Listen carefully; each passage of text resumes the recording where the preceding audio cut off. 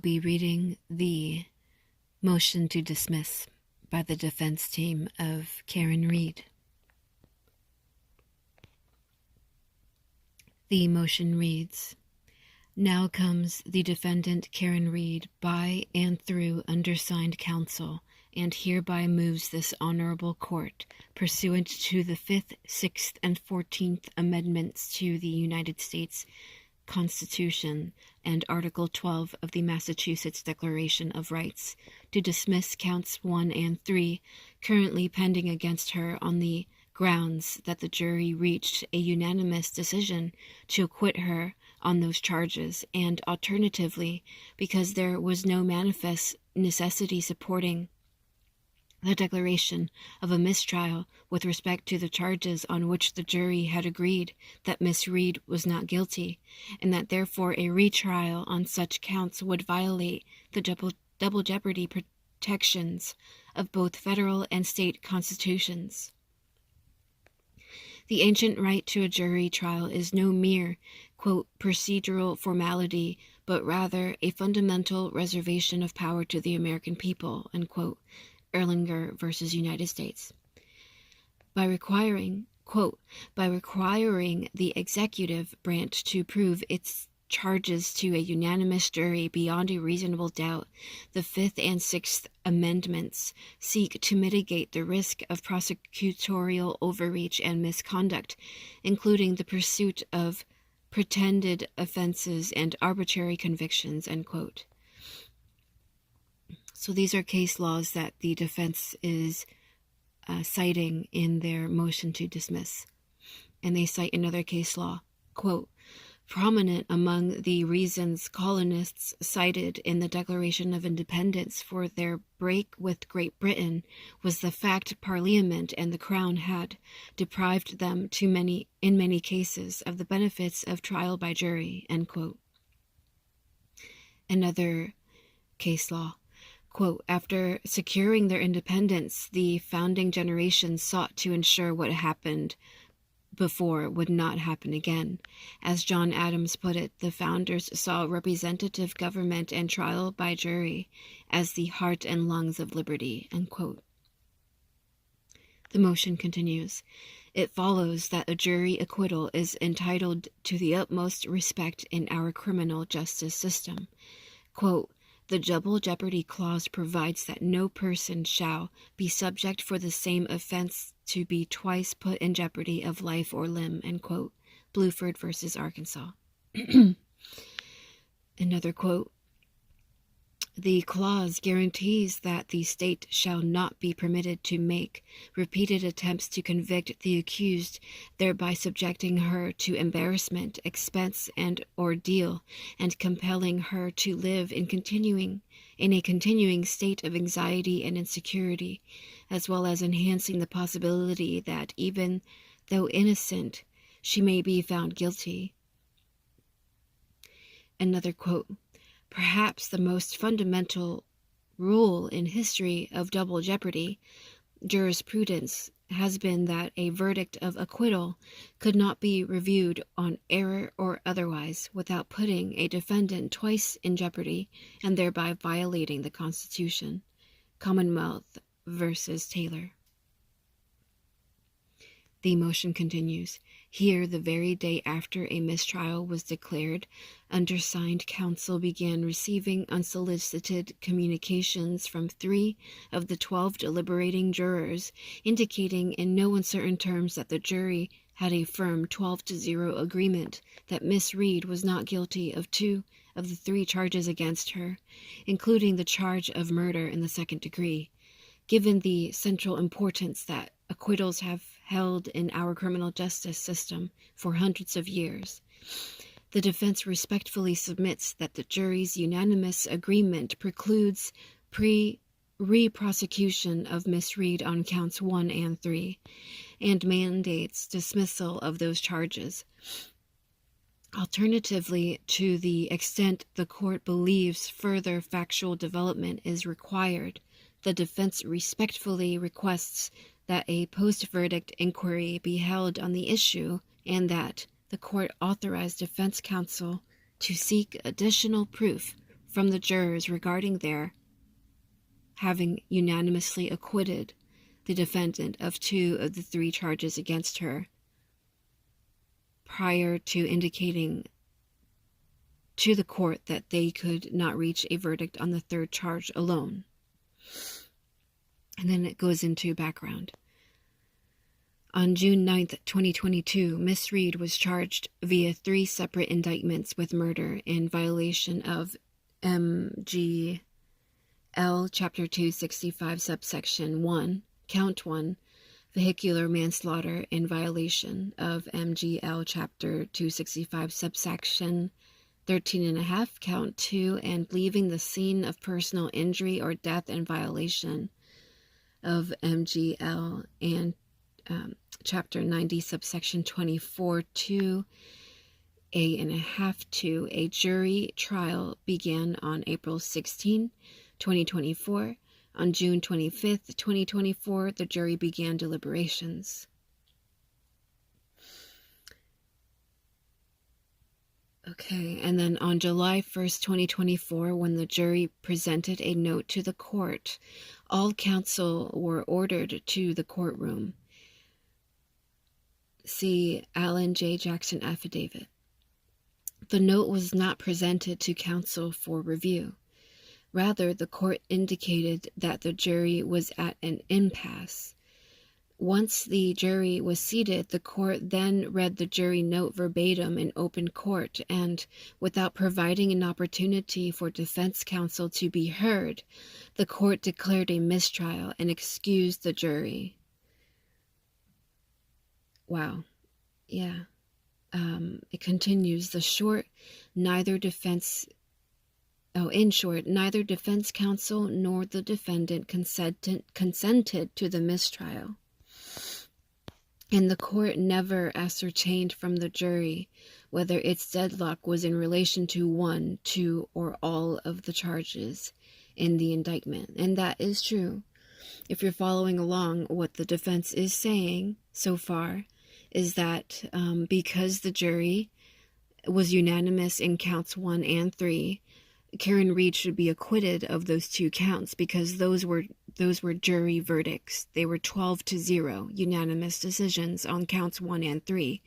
And by retrying Karen Reed on counts 1 and 3, the state of Massachusetts would be committing double jeopardy against Karen Reed. And what the defense is also saying here is that the judge announced, the court announced, but in essence the judge, after receiving the note from the foreman, announced a mistrial without any comment from the prosecution or the defense. The defense was not given an opportunity to comment, and neither was the prosecution. Okay, continuing on in this motion. The following day, on July 2nd, 2024, Attorney Jackson was contacted by a juror in this matter, Juror A, who stated that she wished to inform him of the true results of the jury's deliberations. According to Juror A, quote, the jury unanimously agreed that Karen Reed is not guilty of count 1, second degree murder. So stopping right there. According to the juror, the jury had reached a unanimous decision, 12-0, that Karen Reed was not guilty of second-degree murder. Okay, so why didn't the judge acquit her of that charge? The motion continues. Juror A was emphatic that count 1, second-degree murder, was off the table and that all 12 of the jurors were in agreement that she was not guilty of such crime. And it continues, quote, the jury also unanimously agreed that Karen Reed is not guilty of count 3, leaving the scene with injury and death. That's really powerful for a juror to reach out to one of the attorneys in the defense team and to say that essentially Karen Reed was acquitted of count 1 and 3, but not by the judge. The judge did not acquit her, even though maybe the judge should have, because the jury reached unanimous decisions on counts 1 and 3. The judge threw the baby out with the bathwater, it looks like. And again, if you watch the trial, if you listened to the community, the online community that were observing the trial closely, a lot of people felt like the judge was biased toward the prosecution, that the judge was rude and uncouth with the defense, and that the judge was especially rude to Karen Reed. Just like if you go back and watch the recordings of the trial, observe how the judge treats some of the expert witnesses, and observe how the judge treats the jury. Observe how the judge is with the jury, how she smiles at them warmly, how she almost bows to them and greets them with her warm smile and this very clear expression of kindness and welcoming, like understanding with the jury. Just watch her and then compare that to how she treats the defense. There's a clear bias with this judge, with Judge Bev, who has been coined Auntie Bev by the online communities, who have felt that she is hiding her connections with the McCabe's and the Alberts. People who have felt that she is overtly biased toward the prosecution. Plenty of people online today feel like this judge should have been recused when the defense asked for her recusal. And because in Massachusetts, the judge is allowed to decide on their own recusal, she said, no, I understand that you don't want me here, but I decide that I'm going to stay. Because that's how much sense laws in Massachusetts make. So I'm saying that if the jury reached unanimous decisions on counts 1 and 3, then to me it sort of cements that this judge was not thorough in her handling of this trial. She was overtly unprofessional toward the defense, overtly unprofessional toward Karen Reed, and she displayed an absolute bias with the prosecution and favoritism for the prosecution and, of course, for the jury. She babied that jury. You just go watch her. Go back and watch her. And again, I think this motion, if it's true, and I don't think the defense would lie, I don't think if you watched the defense at all during the trial, you could probably determine that they are an intelligent group of people, highly intelligent. And they understood accident reconstruction better than the state's own accident reconstructionists. And so I don't think the defense would put this through, would file this motion to dismiss using falsehoods, using lies, and put themselves at risk of perjury or contempt. So I'm willing to believe that this is true on the face of it, that jurors did come forward after the trial, probably very likely upset and wondering what the fuck happened, because we reached unanimous decisions on these 2 counts. Why didn't the judge acquit her of those 2 counts? If I were one of those jurors and I knew that that's what happened, I would also come forward and I would also be pissed off. And I would also feel like someone needs to blow the whistle on this. Continuing on with the motion. According to Juror A, the jury unanimously agreed that Karen Reed is not guilty of count 1. Juror A was emphatic that count 1, second-degree murder, was off the table. So I read that part. Continuing on. Another day later, on July 3rd, 2024, Attorney Yannetti was contacted by two different individuals, hereinafter informant B and informant C, who had received information from two distinct jurors, hereinafter Juror B and Juror C, both of whom were part of the deliberating jury in this case. David R. Unetti affidavit, informant B sent Attorney Unetti a screenshot she had received from someone, hereinafter intermediary B, oh my gosh, they make it so confusing, of text messages that intermediary B had received from Juror B. In that screenshot, Juror B texted the following to intermediary B, quote, "It was not guilty on second degree and split in half for the second charge."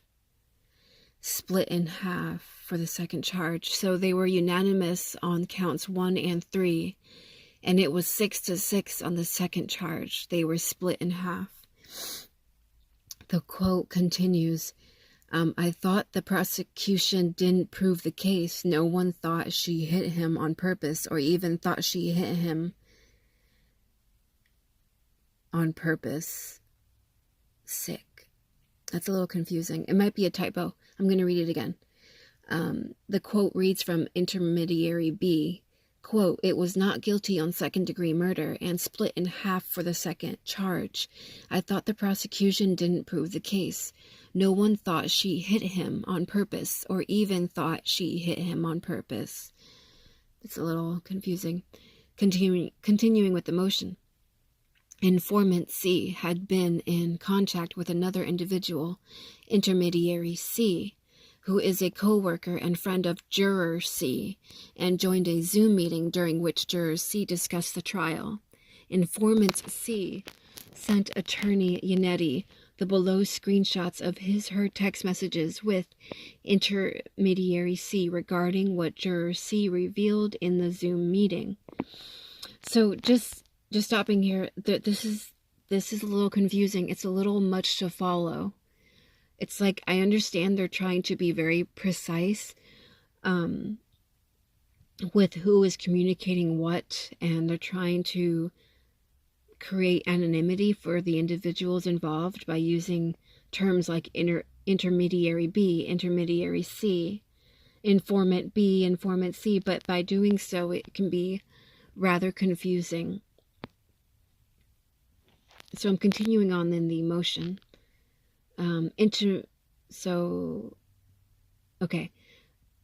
Unetti the below screenshots of his or her text messages with intermediary C regarding what Jury C revealed in the Zoom meeting. Intermediary C, quote, "No consideration for murder 2, manslaughter. Started polling at 6-6, then ended deadlock at 4, no, 8, yes." Okay.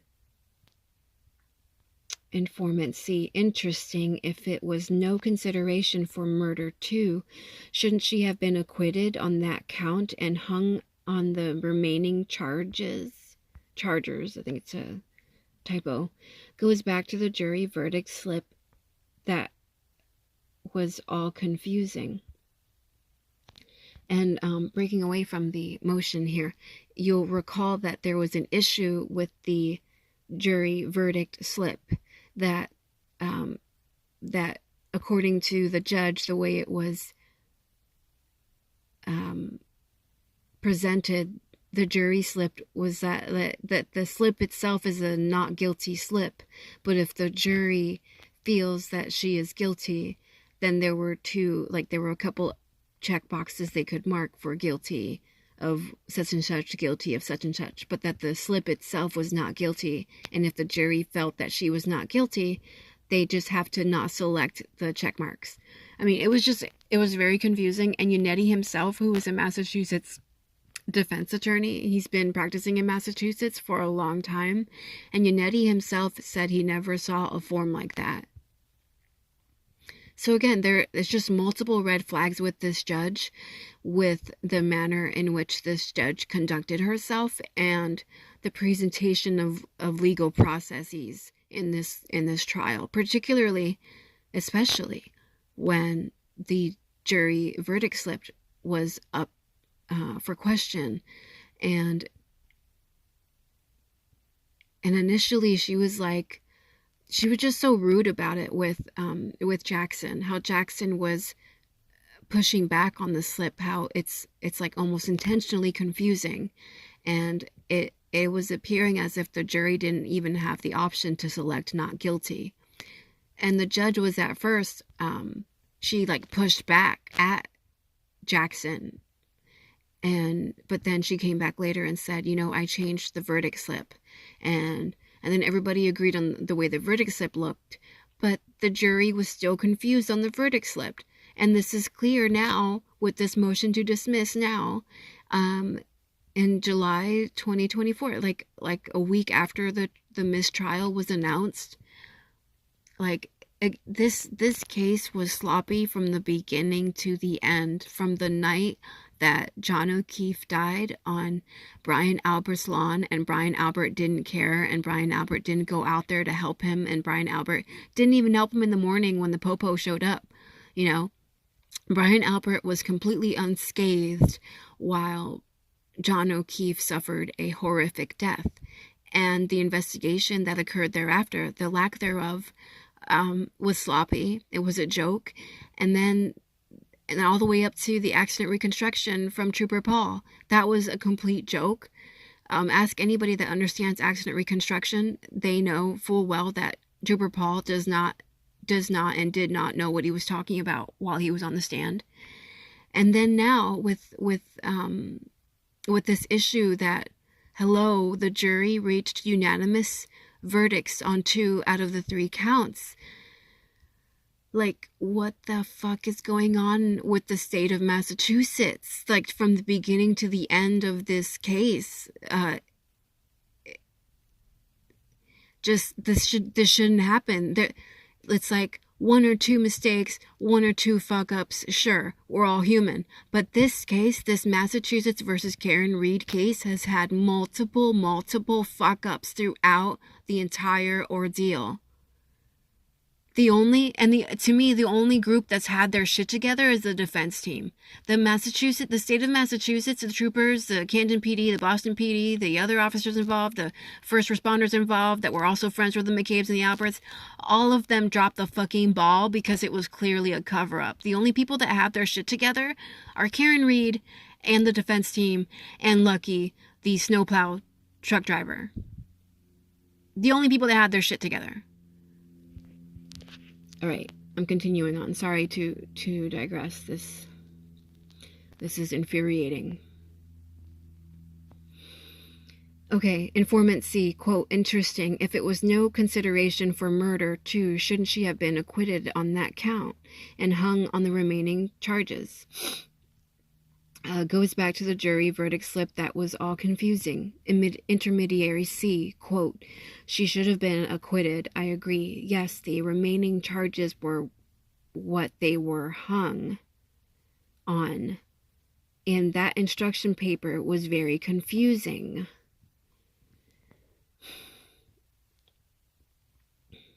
All right, I'm continuing on. Argument. The jury's unanimous conclusion that Miss Reed is not guilty on counts 1 and 3 constitutes an acquittal and precludes re-prosecution. Quote, what constitutes an acquittal is not to be controlled by the form of the action in question. Taylor, 486 Mass, quoting Martinez versus Illinois. Rather, the court must determine whether... Sorry. Had to sneeze. Sorry. Quote, rather, the court must determine whether the action actually represents a resolution, correct or not, of some or all of the factual elements of the offense charged. Commonwealth versus Bob.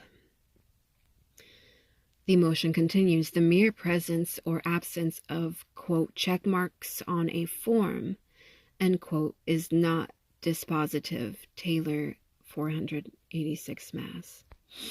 So the motion continues.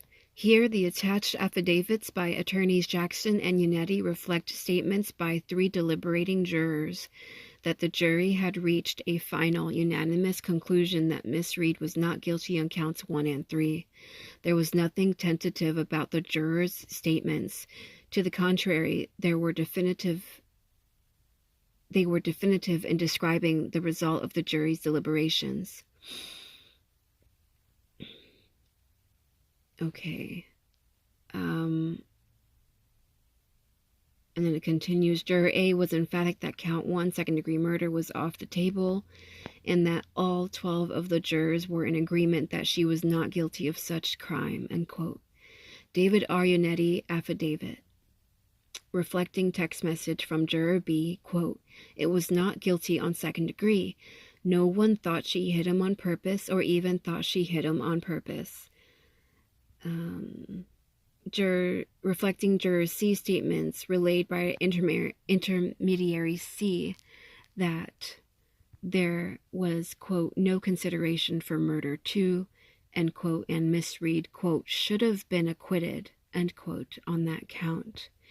To hold that this firm conclusion did not amount to an acquittal simply because it was not recorded in a verdict form would be to elevate form over substance in a manner prohibited by the foregoing United States Supreme Court and Supreme Judicial Court precedents. The Supreme Court's decision in Bluford is not to the contrary. There, a juror had reported during deliberations that the jury, quote, was unanimous against the charges of capital murder and first-degree murder, but split on manslaughter. The court sent the jury back to continue deliberations and, when the jury remained unable to reach a verdict, declared a mistrial. The Supreme Court rejected the defendant's argument that the double jeopardy clause prohibited re-prosecution for capital and first-degree murder. In doing so, the court relied heavily upon the lack of finality of the juror's report.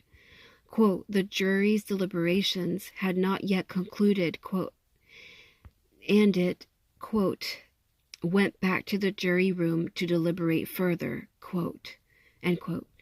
Here, by contrast, the jurors' statements reflect a final determination that persisted through the end of deliberations, even assuming arguendo, and contrary to the foregoing, this court finds that retrial would not be prohibited under Bluford. This court can and should afford broader protection under Massachusetts state law. See Commonwealth v. Tinsley. Quote, unlike the United States Constitution, the Massachusetts Declaration of Rights does not include a double jeopardy clause, but our statutory and common law have long enhanced the same principles and protections. End quote.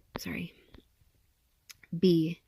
Re-prosecution is independently barred because there was no manifest necessity to declare a mistrial on counts on which the jury was unanimously agreed.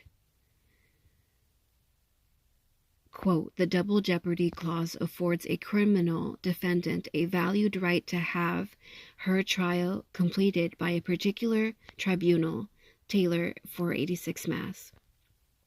Oregon versus Kennedy. Quote, thus, where a mistrial is entered without the defendant's request or consent, retrial is impermissible, unless there was a manifest necessity for the mistrial. Quoting United States versus Dinitz. Here, Miss Reed did not consent to the declaration of a mistrial. See Allen Jackson affidavit. See also Commonwealth versus Edwards, 491. Rejecting argument, quote, that the defendant consented to the declaration of a mistrial because he did not object when the judge ordered the case dismissed. Absent the defendant's consent, state and federal double jeopardy protections bar, as a general rule, retrial of a defendant whose initial trial ends without a conviction. Interesting. So I'm just going to stop here. Absent the defendant's consent, State and federal double jeopardy protections bar, as a general rule, retrial of a defendant whose initial trial ends without a conviction. So because they didn't have Karen Reed's consent on the mistrial, the state and federal double jeopardy laws prevent Karen Reed from a retrial. It seems like that's what they're saying here by citing these case laws. Ray versus Commonwealth. Okay, so the motion continues. This rule is rooted in the importance to the defendant of being able, once and for all, to conclude her confrontation with society through the verdict of a tribunal she might believe to be favorably disposed to her fate. Cruz versus Commonwealth. And accordingly, the heavy burden of establishing, quote, manifest necessity to justify a mistrial is exclusively on the Commonwealth. Accordingly, the heavy burden of establishing manifest necessity to justify a mistrial is exclusively on the Commonwealth. It was exclusively on the Commonwealth to substantiate the cause, to justify declaring a mistrial. The motion continues. Before court declares a mistrial for manifest necessity, quote, counsel must have been given full opportunity to be heard, and the trial judge must have given careful consideration to alternatives to a mistrial. Wow. Yeah. So, breaking away from the motion, what they're saying here is that according to the case law they have cited, before the judge declared the mistrial, she should have allowed the both sides, the prosecution and the defense, the counsel, to be given, she should have given them an opportunity to be heard on the mistrial before declaring a mistrial. And then number two, in their in the case law, the trial judge must have given careful consideration to alternatives to a mistrial. So it's like what they're saying is she didn't do either of those. She didn't allow the prosecution or the defense to speak on the mistrial, and she did not do her due diligence in ensuring that there weren't alternatives preventing her from announcing a mistrial. And again, if this is true, if the jurors came forward that 12 out of 3 decided Karen Reed is not guilty on counts 1 and 3, then that would have been the judge's opportunity to take careful consideration of other alternatives. She didn't have to announce or declare a mistrial. This judge could have said, well, the jury can't decide on count 2, but because the jury unanimously decided on count 1 and 3, I'm saying Karen Reed is not guilty on count 1 and 3, and the jury is hung on count 2. Like, that should have been how it concluded. And then they can retry for count 2 if they want. Or the judge can take the stick out of her ass and just dismiss count 2. Just say, fuck it, she's not guilty of all counts. But no, this judge denied multiple motions to dismiss by the defense team. The defense team submitted multiple motions to dismiss. They submitted a motion to have the judge recuse. She denied all of them. Okay, the motion continues. Here, the defense respectfully submits that the lack of opportunity to be heard is alone dispositive. Upon receiving a jury note, the court declared a mistrial and excused the jury without consulting counsel. We all witnessed that. The whole world witnessed that. She was like, I'm not going to do that to you guys. This is a mistrial. Like, she did not consult with prosecution. She did not consult with the defense. The motion continues. See Alan Jackson affidavit. This action, quote, was sudden, brief, and unexpected, neither preceded nor accompanied by discussion with counsel, end quote. Commonwealth versus Horrigan. Finding no manifest necessity where, quote, no opportunity was given counsel to argue the propriety of the question or of the necessity of a mistrial. Commonwealth versus Stewart. And then another one, finding no manifest necessity or the trial or the, quote, the trial judge first ruled that he was going to declare a mistrial and then almost as an afterthought unenthusiastically asked whether counsel objected. Interesting. All right, the motion continues. The record is independently lacking on the second prong as it reflects no, quote, careful consideration, end quote, of, quote, alternatives to a mistrial, end quote. Ray 463 Mass. The motion continues. Here, there was one obvious alternative to simply ask the jury to specify the charges on which it was deadlocked. Had the court done so and the jury articulated its verdict consistent with the statements of the jurors A, B, and C, the double jeopardy implications would have been clear and decisive. Quote, indeed, with virtual unanimity.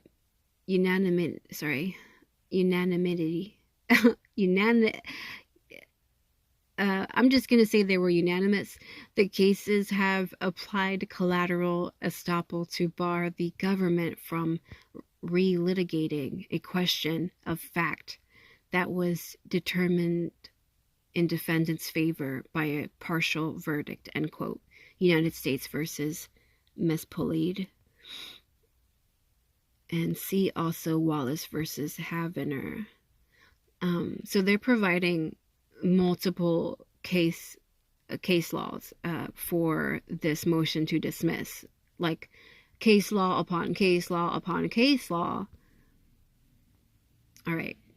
And quote, when the jury hands down a partial verdict, a final judgment is rendered on the counts upon which the jury has reached agreement, end quote. The motion continues.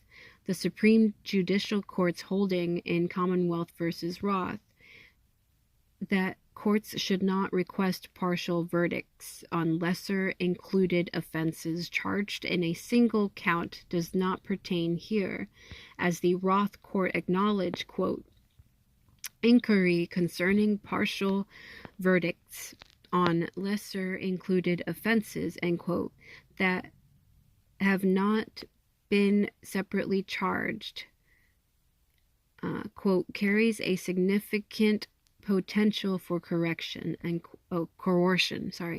quote. See also Bluford. And then in parentheses, declining to require, quote, court to, quote, to consider giving the jury new options for a verdict, end quote, in the form of partial verdicts on lesser included offenses where, quote, under Arkansas law, the jury's options were limited to two, either convict on one of the offenses or acquit on all, end quote. Such inquiry and effort implies that the jury should consider conviction on the lesser count. No similar danger is present where, as here, the jury was asked to return 3 separate verdicts on 3 separate counts. See Roth 437 Mass. In parentheses, distinguishing situation, quote, where a defendant has been charged in separate indictments or complaints, each with a separate verdict slip, end quote. The motion continues. In this circumstance, where the jury reports a deadlock without specifying the counts on which it has reached an impasse, it is a straightforward and the defense contends constitutionally required follow-up to ask whether the deadlock relates to some as opposed to all counts. Indeed, the Supreme Judicial Court has explicitly stated, quote, where a complaint or indictment in multiple counts charges multiple crimes, a general verdict could be returned as to one of the counts despite deadlock on the other counts. So, breaking away from the emotion, that's a compelling case law. If the judge dismisses this then it's a done deal. Her corruption is proven through her own actions. It's a done deal. The defense has provided case law upon case law upon case law for the judge to hear this dismissal, this motion to dismiss, first of all, and that the case law they're providing is so compelling and so applicable to exactly what happened to Karen Reed during the last day of trial. And this last part in particular, quote, where a complaint or indictment in multiple counts charges multiple crimes, a general verdict should be returned as to one of the counts despite deadlock on the other counts. Exactly, like if it is true that the jury was unanimous on counts 1 and 3 according to the case law cited here, then the jury should have said she is not guilty on count 1 and 3. But we are deadlocked on count 2. And then the judge could have, I don't know, attempted to retry count 2, or again, in my opinion, dismiss count 2. If she's not found guilty on 1 and 3, fuck count 2. Like, fuck it. Like, the judge has that power. She really does. But the fact that she didn't take it, the fact that